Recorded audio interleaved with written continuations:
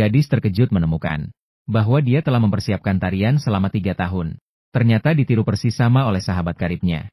Bahkan sudut dan ekspresi wajahnya. Semuanya seperti salin dan tempel. Ini membuat gadis itu sangat terkejut. Seolah-olah sahabatnya bisa mengintip setiap saat dirinya karena dia memang tidak pernah menunjukkan tariannya di depan umum. Untuk membuktikan dugaan dalam hatinya, gadis itu pun secara sukarela mengundurkan diri. Tarian terbaik.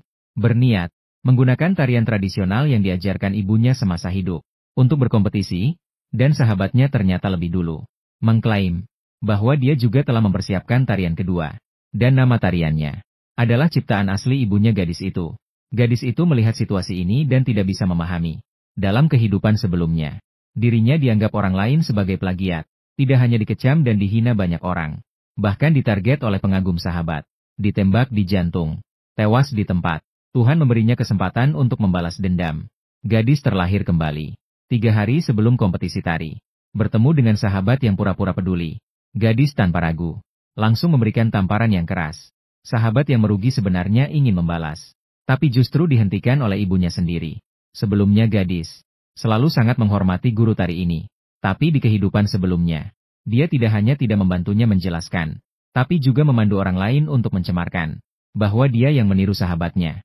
Sekarang, dia harus menjauh dari macan berpura-pura baik ini. Sahabat untuk menyenangkan gadis, khusus membawa boneka beruang yang sangat besar, diberikan kepadanya. Gadis melihat situasi itu segera menyadari.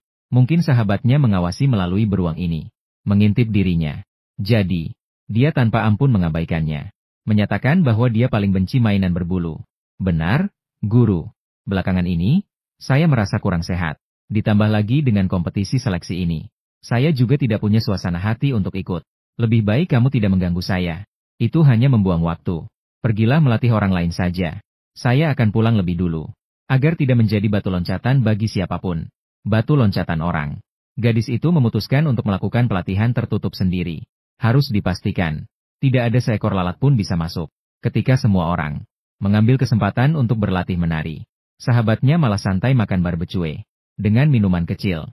Menghadapi kebingungan semua orang, dia juga dengan penuh percaya diri menyatakan bahwa dia sudah menyiapkan tariannya sejak lama. Setelah mengatakannya, dia siap menunjukkan kepada semua orang. Saat itu, gadis itu tidak bisa membayangkan. Tariannya yang telah dirancang dengan cermat selama 3 tahun, sudah disalin oleh sahabatnya tanpa sepengetahuan. Tanpa terasa, dicopi seperti hantu. Akhirnya tiba hari kompetisi tari.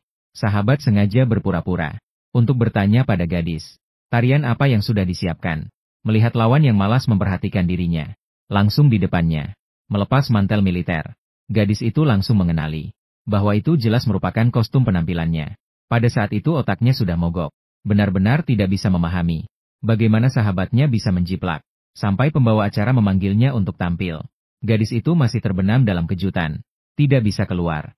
Sahabat melihat reaksinya, sangat puas, sengaja bertanya kepada pembawa acara. Nama tarian gadis itu apa? Peserta nomor 4, Lu Wenheng. Tarian yang disiapkan juga adalah Menuju Awan. Banyak orang melihat kejadian itu. Semuanya beranggapan gadis itu tidak berani tampil karena menjiplak. Jadi gelagat orang yang bersalah. Dan gadis itu untuk kompetisi tari kali ini sudah mempersiapkan langkah cadangan. Langsung menyerah. Lagu yang sama dengan sahabat. Berniat untuk menari tarian yang lebih sulit. Saat gadis itu bersiap untuk menari dengan menakjubkan. Namun sahabat tiba-tiba menyatakan, dia tidak puas dengan penampilan yang baru saja dilakukan. Dan dia juga sudah mempersiapkan tarian kedua.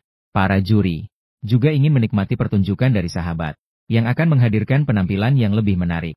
Maka mereka membuat pengecualian dan membiarkannya menari sekali lagi.